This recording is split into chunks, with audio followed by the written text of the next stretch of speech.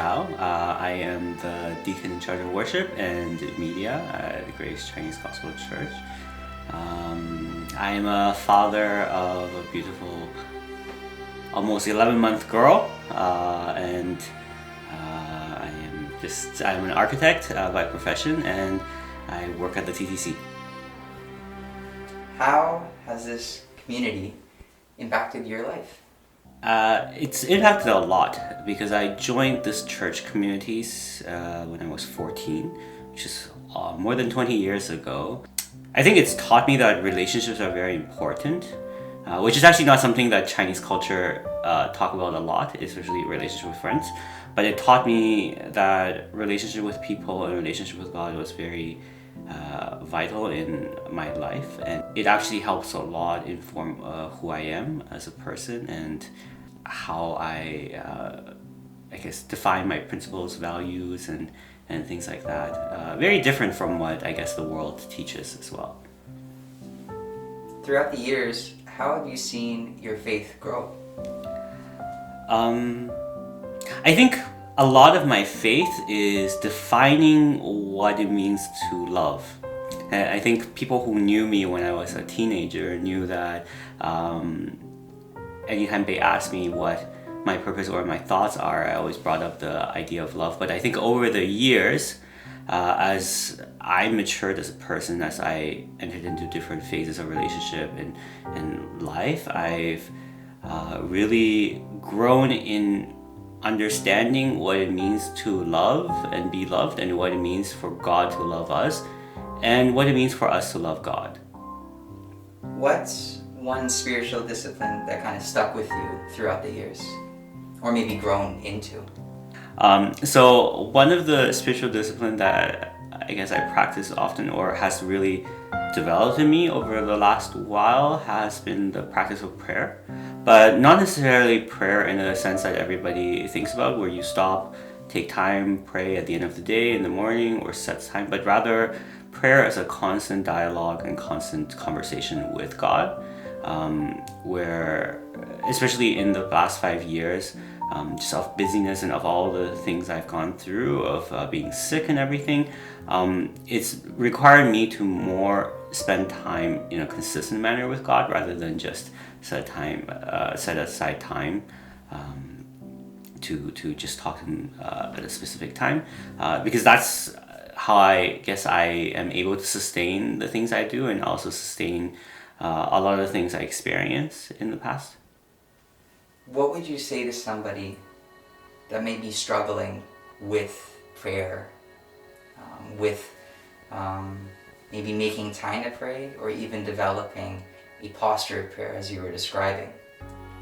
So when we talk about prayer, I think church, especially for young believers, it's good to start with, I guess, set time.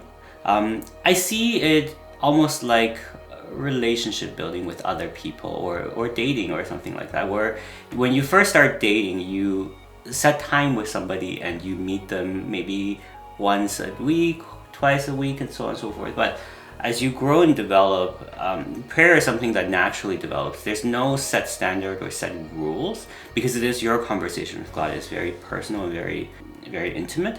And so just like a relationship, as you grow to know a person, you start spending more time with them.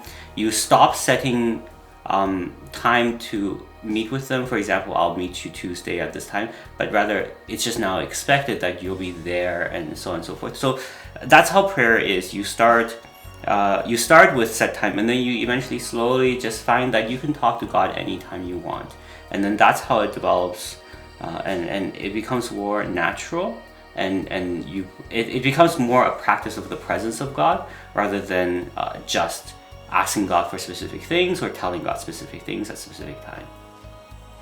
How important do you think community is in regards to your prayer life and faith in general? I think community is very important. I think it's very important for me to know that there are other people who are praying for me, who care, because I think prayer is one of the ways of showing that you care about somebody. So when I was really sick, I think it was really good to always know that, for example, Pastor Michelle and Reverend Ted were always telling me that they were praying for me and praying for my health and praying that we get better. I think when I was in the hospital and really sick a few years ago, it was really good to know that the church was praying for me, our congregation was praying for me to recover, and even my parents' congregation and my in-laws' congregation, they were all praying for me. So I think that really helps build a sense of bond, that people know your story enough to be able to pray for you and to care for you and to really intercede on behalf of you with God. And so that's something very important. And community is also very important because it's very difficult to do this life by yourself. I think often sometimes when we encounter issues where we have conflicts at church or things like that, we just want to do things by ourselves. It's so much easier to do things by ourselves. Often when we do ministries, we think it's just simpler to just do things myself instead of asking people or getting people to help on things. But that's also not the purpose of what God wants us to do. It's not to just get things done, but rather to really develop our maturity in faith and develop our relationship with Him. And for that, we really need other people, because they're the ones who are able to see both our strength, our weaknesses, and they're the ones who are able to really help us grow and encourage us and really affirm the things we do, which often we can't do ourselves. Thank you so much, Xiao. It was really encouraging to hear. Again, I know God is continuing to develop those parts in you, and I'm encouraged to see how community has been a part of that as well. So once again, thank you so much for coming, and that's a wrap.